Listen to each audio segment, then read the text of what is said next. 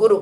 Just like that you cannot, but simply omkaram, and so it is giving you. Suppose you have some leg problem, you chant omkaram regularly, and you take your awareness to the legs when you are chanting omkam, with awareness on the Mooladhara. And if you have any gynec issues or reproductive things, or even like kidneys, the మూత్రపిండాలు వాటితోటి కానీ ఏమైనా అయ్యేటట్టయితే you just concentrate on the Swadhisthana చక్ర.